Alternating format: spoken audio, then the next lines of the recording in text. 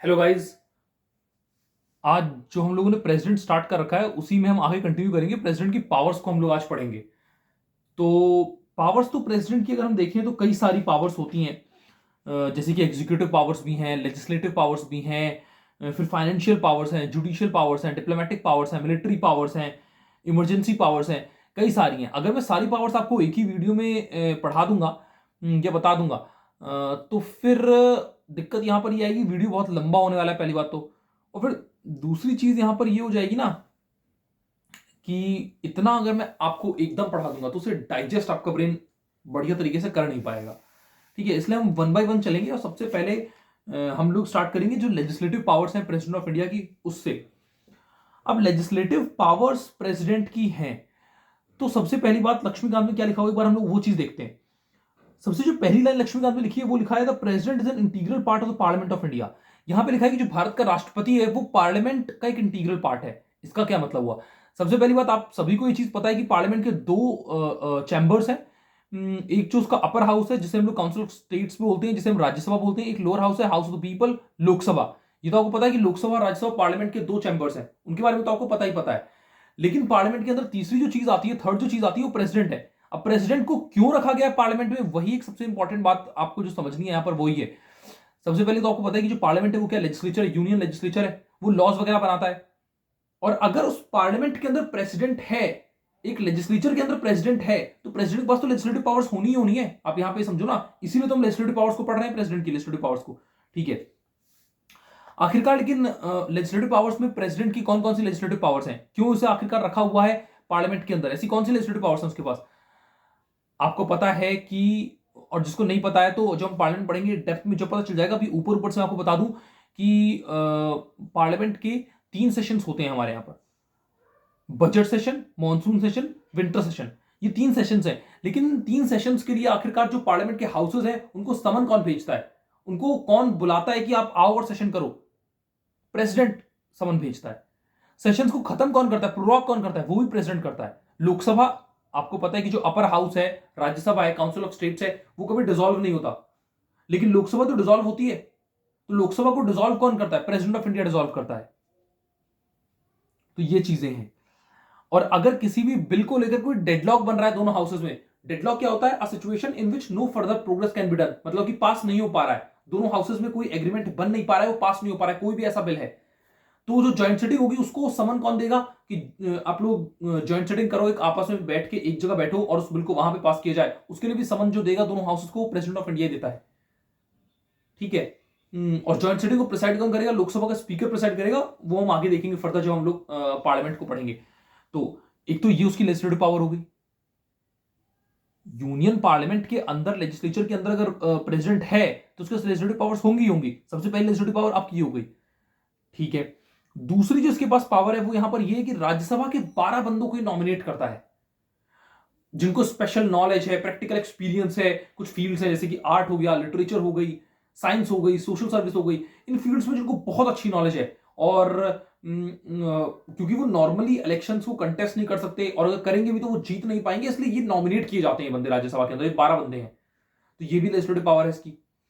फिर 2020 से पहले पहले क्या होता था कि लोकसभा के अंदर भी प्रेसिडेंट दो बंदों को नॉमिनेट करता था एंग्लो इंडियन कम्युनिटी से, अगर उसे लगता था कि वो एडिक्वेटली रिप्रेजेंटेड नहीं है। लेकिन फिर आपको पता है कि 104th, मैं पढ़ा चुका हूं पुरानी वीडियोस में, 104th कॉन्स्टिट्यूशनल अमेंडमेंट एक्ट आया 2019 के अंदर, 2019 के अंदर, और वो इंप्लीमेंट हुआ 2020 से। तो जब से एंग्लो इंडियन कम्युनिटी के मेंबर्स को अब ये नॉमिनेट नहीं करता है, तो पहले ये भी इसकी एक लेजिस्लेटिव पावर थी। हाँ। और जब भी कभी लोकसभा का इलेक्शन होता है उसके बाद जो सबसे पहला सेशन होगा, तो वहां पे दोनों हाउसेस को ज्वाइंटली एड्रेस करता है जो प्रेसिडेंट ऑफ इंडिया है। और हर साल का, हर ईयर का जो सबसे पहला सेशन होता है, मतलब बजट सेशन, तो वहां पर भी दोनों हाउसेस को ज्वाइंटली एड्रेस करता है जो प्रेसिडेंट ऑफ इंडिया है। तो ये भी इसकी लेजिस्लेटिव पावर्स है। और इसी तरह का एड्रेस अगर आप देखोगे तो हमारा पार्लियामेंट्री सिस्टम पूरा आपका ब्रिटेन से लिया गया है। तो ब्रिटेन का जो मतलब कि क्राउन है, वहां का जो किंग है, वो भी इस तरह का एड्रेस करता है वहां पर। देन जो प्रेसिडेंट ऑफ इंडिया है वो पार्लियामेंट के दोनों हाउसेज में मैसेजेस भेज सकता है। कोई अगर बिल उनके पास पेंडिंग पड़ा उसको लेकर मैसेज भेज देगा कि इस बिल को कंसीडर करो, इसको पास करके मेरे पास भेजो। और या बिल के अलावा भी कई ऐसे मैटर्स हैं जिनके लिए मैसेजेस भेजता है केवल बिल के लिए नहीं मैसेज भेजता है। ओके। और अगर लोकसभा के अंदर स्पीकर या डिप्टी स्पीकर, आपको पता है कि लोकसभा का जो स्पीकर होता है वो लोकसभा की सारी मतलब कि सेशन को या मीटिंग्स वगैरह जितनी होती है उन्हें प्रिसाइड कौन करता है? लोकसभा का स्पीकर करता है। अगर उसका ऑफिस में वैकेंसी है तो डिप्टी स्पीकर करेगा, लेकिन अगर दोनों के ऑफिस में वैकेंसी है तो लोकसभा के किसी भी मेंबर को नॉमिनेट कर सकता है, बता सकता है, अपॉइंट कर सकता है कि आप मतलब कि प्रिसाइड करो। और इसी तरीके से same goes with the Rajya Sabha also. अगर राज्यसभा का जो चेयरमैन है and deputy chairman, if the office of chairman and deputy chairman of Rajya Sabha both officers are vacant, तो ये किसी भी बंदे को राज्यसभा के जो एमपी है राज्यसभा से उसे अपॉइंट करेगा कि आप राज्यसभा की जो मीटिंग है, जो सिटिंग है, इसे आप ही प्रिसाइड अप करोगे। ठीक है। और जो 12 मेंबर्स नॉमिनेट करता है राज्यसभा का, मैंने बता दिया एंग्लो इंडियन कम्युनिटी के, लोकसभा के वो मैंने आपको बता दिया है। ओके। मेंबर ऑफ पार्लियामेंट की डिस्क्वालिफिकेशन, अगर कुछ होनी है किसी की डिस्क्वालिफिकेशन तो उस पर फैसला इसी का होता है, लेकिन इलेक्शन कमीशन ऑफ इंडिया से कंसल्ट जरूर करता है। ओके। ये चीजें हैं। और सबसे इंपॉर्टेंट जो इसका काम है वो यहाँ पर ये काम है कि जब भी यूनियन पार्लियामेंट किसी बिल को पास करेगा, दोनों हाउसेज ने किसी बिल को अगर पास कर दिया, वो बिल आपका एक्ट नहीं बन सकता, वो कोई भी एक्ट नहीं बनेगा जब तक कि प्रेसिडेंट अपनी एसेंट उसे नहीं दिए। तो यहां पर अगर कोई भी बिल दोनों हाउसेज ने पार्लियामेंट के लिए पास किया है तो प्रेसिडेंट के पास वो आता है। प्रेसिडेंट के पास कौन कौन से ऑप्शंस होते हैं? सबसे पहला ऑप्शन है कि अपनी एसेंट दे देगा। अगर इसने अपनी रजामंदी दे दी, साइन कर दिया उसमें, तो वो डेफिनेटली एक एक्ट बन जाता है। लेकिन कई बार ये एसेंट नहीं देता है। अगर एसेंट नहीं देगा तो बिल वहीं पर खत्म हो जाएगा, वो कभी जिंदगी में एक्ट नहीं बन सकता। लेकिन गवर्नमेंट के पास क्योंकि मेजोरिटी है तो गवर्नमेंट बिल्स के लिए तो ऐसा कुछ कभी नहीं कर सकता है, क्योंकि गवर्नमेंट की तो एडवाइस पे ही काम करता है, ये ऐसा कभी नहीं करेगा। प्राइवेट मेंबर जो होते हैं, जो मतलब कि मिनिस्टर्स नहीं है, जो मेंबर ऑफ पार्लियामेंट है, ऑपोजिशन के पार्टीज के मेंबर है, उनके बिल्स के लिए इस पावर को गवर्नमेंट से यूज करवाती है कि आप एसेंट मत दीजिए। वो हम बाकी आगे जब वीटो पावर्स पढ़ेंगे तो उसमें और डेप्थ में, पार्लियामेंट में और डेप्थ में आपको पढ़ाऊंगा। कभी कभी क्या होता है कि ये बिल को ना तो पास करता है और ना ही मना करता है कि मैं पास नहीं करूंगा, क्लियर कट शब्दों में ये उस बिल को रिटर्न कर देता है वापस से पार्लियामेंट के पास कि इसे एक बार रिकंसीडर करो, एक बार दोबारा से उसके ऊपर विचार विमर्श करो। और पार्लियामेंट अगर दोबारा उसे पास कर देता है विद अमेंडमेंट या विदाउट अमेंडमेंट, बिना किसी बदलाव के अगर पास कर दिया या बदलाव के साथ उसे पास कर दिया, तो अब यहां पर उसके लिए मैंडेटरी हो जाता है, कंपलसरी हो जाता है, अब प्रेसिडेंट को उसे एसेंट देनी ही पड़ेगी। तो ये कुछ इसकी पावर्स थी बिल्स को लेकर। ठीक है। और कौन सी इसमें से कौन सी वीटो पावर है, अभी इसी में आपको मैंने वीटो पढ़ा दिया है, लेकिन अभी डेप्थ में वीटो में से पढ़ाऊंगा मैं। और स्टेट बिल्स भी जो स्टेट लेजिस्लेचर पास करता है, कुछ ऐसे बिल्स होते हैं जो कि गवर्नर के लिए मैंडेटरी होता है कि उसे प्रेसिडेंट के लिए रिजर्व करके रखना ही पड़ेगा। ऐसे कौन कौन से बिल्स हैं? अगर स्टेट ने कोई ऐसा बिल पास कर दिया जो उस स्टेट के हाईकोर्ट की पावर्स को डेरोगेट करेगा, कम करेगा, हाईकोर्ट से पावर्स छीन लेगा, तो इस तरह के बिल्स को जो एसेंट है वो राज्य का गवर्नर नहीं दे सकता, राज्यपाल नहीं दे सकता, उसे वो रिजर्व करना ही होगा प्रेसिडेंट के अप्रूवल के लिए। और भी कई बिल्स हैं जो गवर्नर रिजर्व कर लेते हैं किसके लिए? प्रेसिडेंट के अप्रूवल के लिए। तो वहां पर प्रेसिडेंट के पास उनकी कुछ पावर्स होती हैं। सबसे पहली पावर वही हो जाएगी कि एसेंट दे सकता है, तो बिल आपका एक्ट बन जाएगा। दूसरी पावर यहां पर ये हो जाएगी कि एसेंट देने से मना कर देगा, बिल खत्म हो जाएगा, कभी एक्ट नहीं बनेगा। तीसरी पावर यहां पर ये गवर्नर से बोल सकता है कि इस बिल को वापस से स्टेट लेजिस्लेचर में भेजो रिकंसिडरेशन के लिए, दोबारा से विचार विमर्श करें। लेकिन रिटर्न जिस बिल को प्रेसिडेंट करेगा, मनी बिल के अलावा बाकी बिल्स को रिटर्न कर सकता है, मनी बिल को रिटर्न नहीं कर सकता। ठीक है। तो अब जो स्टेट लेजिस्लेचर है अगर उसने पास कर दिया बिना किसी अमेंडमेंट के या अमेंडमेंट के साथ, विद अमेंडमेंट या विदाउट अमेंडमेंट, तो यहां पर प्रेसिडेंट के लिए कंपलसरी नहीं है, मैंडेटरी नहीं है कि उसे अब अप्रूवल देनी होगी, जो कि यूनियन पार्लियामेंट में उसके लिए मैंडेटरी हो जाता है। अगर रिकंसीडर्ड जो बिल है वापस उसके पास आया है रिकंसीडरेशन के बाद विद अमेंडमेंट विदाउट अमेंडमेंट, तो उसे पास करना होता है। लेकिन यहां पर पास करने के लिए कोई ऐसा कंपल्शन उसके ऊपर नहीं है। तो यहां पर जो प्रेसिडेंट है उसके पास जो वीटो पावर है, आप उसे ओवरराइड नहीं कर सकते कैसे भी, वहां पर आप कर सकते हो। ये हो गया। फिर सबसे इंपॉर्टेंट एक काम यहां पर प्रेसिडेंट ये भी करता है पार्लियामेंट से, जिसमें ये टच में रहता है, कई सारी रिपोर्ट्स को लेकर आता है पार्लियामेंट के अंदर। वो रिपोर्ट्स क्योंकि जब पार्लियामेंट के पास आएंगी जब तो पार्लियामेंट को पता चलेगा कि गवर्नमेंट क्या कर रही है, क्या नहीं कर रही है। गवर्नमेंट से उस चीजों को डिस्कस कर सकते हैं, गवर्नमेंट को वहां पर उन रिपोर्ट्स के ऊपर फिर कंस्ट्रक्टिवली क्रिटिसाइज कर सकते हैं, है ना। तो पार्लियामेंट में लेके आता है रिपोर्ट्स को, जैसे कि कॉम्प्ट्रोलर ऑडिट ऑफ इंडिया की रिपोर्ट होगी, जो गवर्नमेंट ऑफ इंडिया के अकाउंट्स को लेकर की report. UPSC union public service commission संघ लोक सेवा आयोग की रिपोर्ट आपकी हो गई, उसको लेकर आएगा। फाइनेंस कमीशन की रिपोर्ट को लेकर आएगा, national commission for scheduled caste की रिपोर्ट को लेकर आएगा, national commission for scheduled tribes की रिपोर्ट को लेकर आएगा, national commission for backward classes की रिपोर्ट को लेकर आएगा, special officer for linguistic minorities की रिपोर्ट को लेकर आएगा। और इन सब रिपोर्ट्स के साथ जो प्रेसिडेंट है जब लेकर आता है पार्लियामेंट, तो एक मेमोरेंडम भी लेके आता है, एक्सप्लेनेटरी मेमोरेंडम। उसमें बेसिकली ये लिखा होता है कि कौन कौन सी रिकमेंडेशंस हैं जो एक्सेप्ट करी गई हैं, कौन कौन सी एक्सेप्ट नहीं करी गई हैं, नहीं करी गई हैं तो क्यों नहीं करी गई हैं, वो सब चीजें लिखी होती हैं। तो ये है एक बहुत इंपॉर्टेंट चीज जो प्रेसिडेंट करता है।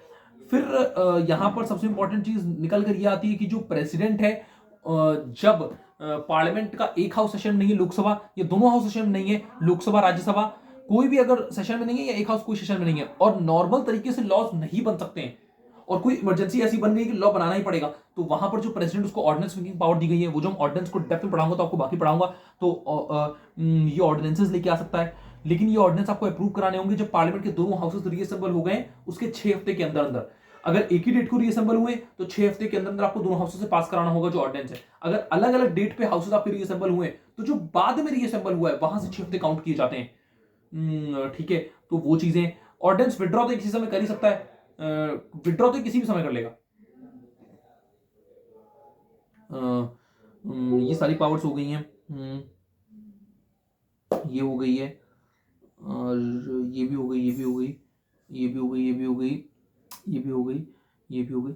हाँ, अब कई सारे ऐसे बिल्स होते हैं जो अगर आप पार्लियामेंट में इंट्रोड्यूस करोगे तो आप डायरेक्टली इंट्रोड्यूस नहीं कर सकते, यू हैव टू मतलब कि आपको पहले एडवांस में प्रायर रिकमेंडेशन चाहिए होती है प्रेसिडेंट ऑफ इंडिया की। आपको प्रायर रिकमेंडेशन चाहिए, उसके बाद ये पार्लियामेंट में इंट्रोड्यूस कर पाओगे। फाइनल स्टेज में जो एसेंट है उसके बारे में बात नहीं कर रहे हैं हम, फर्स्ट स्टेज में इंट्रोडक्शन से पहले भी इंट्रोडक्शन ही नहीं कर पाओगे पार्लियामेंट में जब तक इसकी आपने रिकमेंडेशन नहीं दी है। कौन कौन से ऐसे बिल्स होते हैं? आर्टिकल 3 के अगर तहत कोई भी बिल आता है, formation of new states and alteration of areas boundaries and names of existing states, जो आर्टिकल है, अगर आर्टिकल 3 के तहत कोई भी बिल आप लेके आ रहे हो तो आप डायरेक्टली पार्लियामेंट में नहीं लेके आ सकते।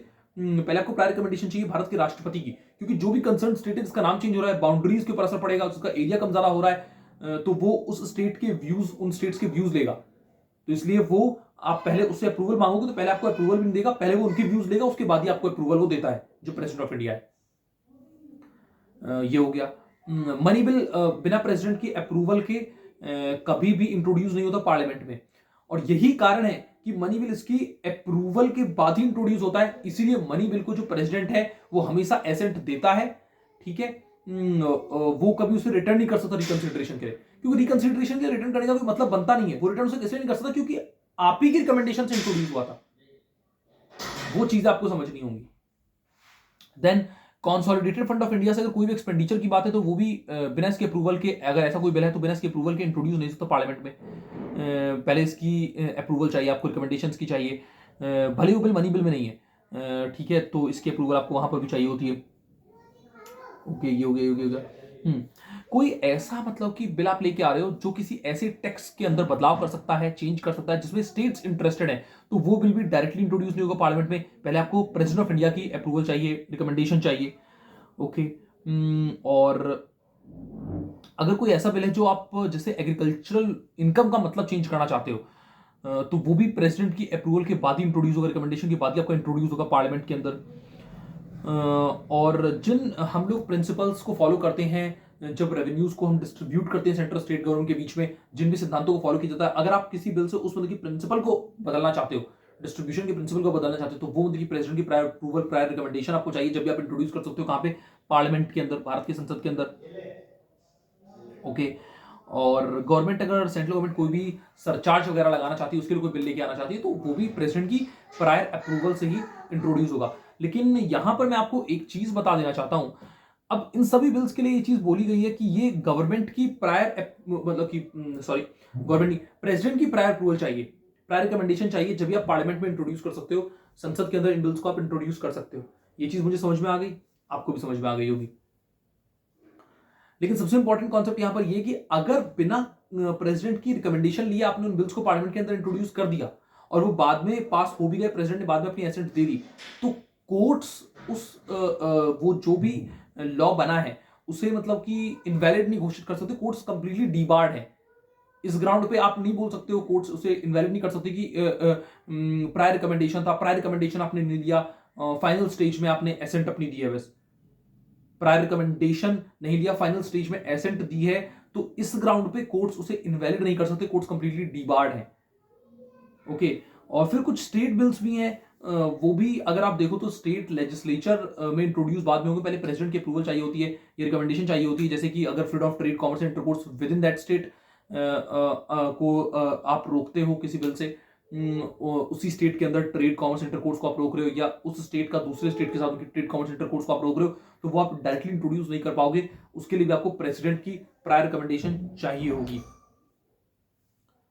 ओके, फिर यहां पर ये है कि Andaman and Nicobar islands, Lakshadweep, Daman and Diu, Dadra and Nagar Haveli, और इन सभी के लिए और लद्दाख, इन सभी के लिए जो प्रेसिडेंट है पीस, प्रोग्रेस और गुड गवर्नेंस के लिए कुछ रेगुलेशंस बना सकता है।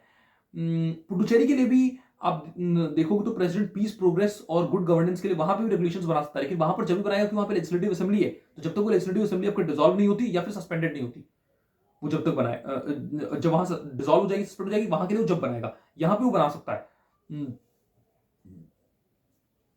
ओके, ये चीजें हैं। और सबसे इंपॉर्टेंट बात यहां पर ये है, अब आपको लग रहा होगा कि प्रेसिडेंट के पास तो कितनी सारी लेजिस्लेटिव पावर्स हैं कि वो अपने मन से ऑर्डिनेंस ले आएगा, अपने मन से पीस, प्रोग्रेस, गुड गवर्नेंस के लिए अंडमान एंड निकोबार आइलैंड, लक्षद्वीप, दमन दीव, दादर नागर हवेली, लद्दाख और पुडुचेरी की भी लेजिस्लेटिव असेंबली डिसॉल्व हो गई है, सस्पेंड हो गई है, तो यहाँ पे रूल्स रेगुलेशंस बना देगा पीस, प्रोग्रेस और गुड गवर्नेंस के लिए। और आपको लग रहा हो कितनी सारी मतलब इसके पास पावर्स हैं, किसी भी बिल, किसी भी जो बिल है जिन पार्लियामेंट ने पास किया है उसको एसेंट देने से मना कर देगा, एसेंट दे देगा, रिटर्न कर देगा रिकंसिडरेशन के लिए, आपको लग रहा होगा। लेकिन जब आगे हम डेप्थ में पढ़ेंगे प्राइम मिनिस्टर को, काउंसिल ऑफ मिनिस्टर्स को, पार्लियामेंट को, इन सब चीजों को, तो आपको समझ में एक चीज आएगी कि प्रेसिडेंट कभी भी खुद कुछ नहीं करता। Council of minister head by the prime minister जो है उनकी एड एंड एडवाइस से सब कुछ काम करता है। ये तो बस नॉमिनल एग्जीक्यूटिव है, बस नाम का हेड है, टिटुलर हेड है। रियल पावर्स तो उन्हीं के पास हैं जो लोगों के द्वारा इलेक्टेड रिप्रेजेंटेटिव्स हैं, उनके पास रियल पावर, इसका कोई रियल पावर नहीं है। जब तक उनके पास मेजॉरिटी है, till the council of minister head by the prime minister, they are enjoying the majority in the lower house of the union parliament। जब तक वो जो चाहे वो कर सकते हैं, इसके पास उतनी पावर्स नहीं है या बिल्कुल पावर्स नहीं है। और यही कारण है कि सब पॉलिटिक्स में आना चाहते हैं, सब सांसद बनना चाहते हैं, सब विधायक बनना चाहते हैं, और उनमें से एक मैं भी हूं, मैं भी एक मेंबर ऑफ पार्लियामेंट बनना चाहता हूं। क्योंकि पावर्स आप देखो, जब आप आगे पढ़ोगे पावर्स देखो आप, कितनी पावर्स हैं, बहुत सारी पावर्स हैं, बहुत सारी। बाकी जो लेजिस्लेटिव पावर्स हैं वो मैंने कोशिश किया है कि मैंने आपको समझा सकूं, और समझाया भी है। बाकी इस वीडियो को यहीं पे हम लोग एंड करेंगे। बाकी मैं देख लेता हूं कुछ रहा तो नहीं है। समन और प्रोरॉक का मैंने बता दिया। हाँ, डिसॉल्व बस लोकसभा होती है, अपर हाउस कभी डिसॉल्व नहीं होता। जो काउंसिल ऑफ स्टेट्स है वो कभी आपका डिसॉल्व नहीं होता, राज्यसभा कभी डिसॉल्व नहीं होता। हाउस ऑफ जो पीपल है वही डिसॉल्व होती है, लोकसभा डिसॉल्व होती है। बाकी जॉइंट सेटिंग कौन से बिल्स के लिए होती है, कौन से बिल्स के लिए नहीं होती, वो हम जब आगे चल के पार्लियामेंट्स वगैरह पढ़ेंगे, टाइप्स ऑफ बिल्स वगैरह पढ़ेंगे, गवर्नमेंट बिल भी होता है, प्राइवेट मेंबर्स के बिल होते हैं, और क्या गवर्नमेंट बिल होता है, क्या प्राइवेट मेंबर के बिल होते हैं, कौन सा बिल आपका मनी बिल होता है, कौन सा कॉन्स्टिट्यूशनल बिल होता है, कौन सा ऑर्डिनरी बिल होता है, तो वो सब मैं आपको बताऊंगा आगे चल के। जॉइंट सेटिंग कौन से बिल्स के लिए होगी, कौन से बिल्स के लिए नहीं होगी, किस तरह के बिल्स होते हैं, वो सब वहां पढ़ेंगे। यहां पर जितना इंपॉर्टेंट है वो मैंने आपको पढ़ा दिया है। अब आप लोग पूछ सकते हो कि जब मतलब कि हर साल के जो पहला सेशन है उसमें लोकसभा राज्यसभा को एक साथ बैठा के प्रेसिडेंट स्पीच देता है, या लोकसभा के इलेक्शंस के बाद उनकी दोनों को एक साथ बैठा के प्रेसिडेंट स्पीच देता है, तो आखिरकार उस स्पीच में बोलता क्या है? उस स्पीच में यही बोलता है कि आखिरकार ये जो सेशन है जो कैबिनेट ने बुलाया है, इसमें क्या क्या चीजें कैबिनेट करेगी, गवर्नमेंट क्या क्या चीजें करेगी सेशन के अंदर, वही सब चीजें बताई जाती है नॉर्मली। एक तरह से कन्वेंशन है जो ब्रिटेन में वहां पे क्राउन या किंग करता है, उसी को हम लोग फॉलो कर रहे हैं, और वही स्पीच हमारे यहाँ पर है। और हम लोग भी बस यही है कि क्योंकि स्पीच में वही चीज बताई जाएगी जो कैबिनेट करेगा उस सेशन के अंदर, तो वो चीज बता देता है, और कुछ नहीं है। मैसेजेस हो गया और ये हो गया। और 12 मेंबर्स राज्यसभा के अंदर नॉमिनेट होते हैं फ्रॉम द फील्ड्स ऑफ, आप टिप्स होनी चाहिए सब चीजें बिल्कुल, कौन कौन सी फील्ड है, art, literature, science, social service, ये कुछ फील्ड्स हैं। 2 members Anglo Indian community nominate होते थे लोकसभा के अंदर, अगर वो एडिक्वेटली रिप्रेजेंटेड नहीं थे तो। लेकिन 1/4 कॉन्स्टिट्यूशनल अमेंडमेंट एक्ट ऑफ 2019 जो कि 2020 से इंप्लीमेंट हुआ है, अब नॉमिनेट नहीं करता। इस एक्ट के तहत क्यों मना कर दिया गया है या कुछ नहीं बोला गया, तो वो नॉमिनेट नहीं करता है इनको, तो ये चीज आपको पता होनी चाहिए। अब एंग्लो इंडियन कम्युनिटी नॉमिनेट नहीं होती है, नॉमिनेटेड मेंबर्स नहीं होते हैं। और डिस्क्वालिफिकेशन, ये कुछ ऐसे बिल्स हैं जहां पे पार्लियामेंट के अंदर इंट्रोड्यूस बाद में प्रायर रिकमेंडेशन पहले चाहिए। आर्टिकल 3 वाला, मनी बिल वाला, कॉन्स्टिट्यूशन फंड ऑफ इंडिया जो है, वहां से अगर कोई एक्सपेंडिचर की बात है, तो वही सब चीजें हैं जो मैंने बताई हैं इसके अंदर। ओके, और यहाँ पे जो यूनियन पार्लियामेंट के बिल्स हैं उनको लेकर उसकी वीटो पावर्स हम लोग स्पेशल जब पढ़ेंगे वीटो पावर्स में, तो मैं बाकी आपको पूरी वीटोस में पढ़ा दूंगा। बाकी मैंने आपको बता दिया कि कभी भी अगर बिल की यूनियन पार्लियामेंट ने पास किया है तो वो जरूर पहुंचेगा किसके पास, प्रेसिडेंट के पास, जब भी जाके वो एक्ट बनेगा, जब भी एसेंट दे देगा। और लेकिन जब बिल्स के पास आता है इसके पास कौन कौन से ऑप्शन होते हैं, वहीं से वीटो पावर्स निकलती हैं। वीटो पावर्स जो पढ़ेंगे तो उसको बता दूंगा। स्टेट बिल्स के पास तो स्टेट बिल्स को लेकर उसके पास बहुत ज्यादा पावर्स होती हैं। ऑर्डिनेंस हो गया, रिपोर्ट्स हो गई और रेगुलेशंस हो गई। क्योंकि आप खुद देखो कि अंडमान निकोबार आइलैंड, लक्षद्वीप, दमन दीव, दादरा नागर हवेली, लद्दाख, यहाँ सब ना लेजिस्लेटिव असेंबलीज नहीं है। तो यहाँ पर ये रेगुलेशंस बना सकता है पीस, प्रोग्रेस, शांति के लिए, प्रोग्रेस के लिए, गुड गवर्नेंस के लिए, कभी भी, एट एनी टाइम। और सीधी सी बात है, रेगुलेशंस भी अपने आप थोड़ी बनाएगा। जब उनकी एड एडवाइस पे काम करता है, council of minister head by the prime minister की एडवाइस पे काम करता है, तो उन्हीं की एड एंड एडवाइस से रेगुलेशंस बनेंगी। सब कुछ वो करेंगे, बस इसके नाम से तो वो ऑर्डर्स जनरेट होते हैं और कुछ नहीं। ठीक है, ये बना सकता है, ऐसा बोला गया है। ठीक है, लेकिन पुडुचेरी के लिए भी बना सकता है, पीस, प्रोग्रेस और गुड गवर्नेंस के लिए रेगुलेशंस को। लेकिन वहां पे लेजिस्लेटिव असेंबली है तो नॉर्मल तरीके से लॉस वगैरह वहां बन सकते हैं। लेकिन अगर वो सस्पेंडेड है, अगर वो डिसॉल्व हो चुकी है और जब बना रहा है तो ये बना सकता है, अदरवाइज नहीं बना सकता। अगर वो सस्पेंडेड नहीं है, डिसॉल्व नहीं है, वो नॉर्मल तरीके से वहां लॉ बन रहा है तो नहीं बना सकता। बाकी लेजिस्लेटिव पावर्स इतनी थी। Thank you, till then keep learning. और जिसको मौका मिले इलेक्शंस कंटेस्ट करो, मेंबर ऑफ पार्लियामेंट बनो, पावर्स को एंजॉय करो।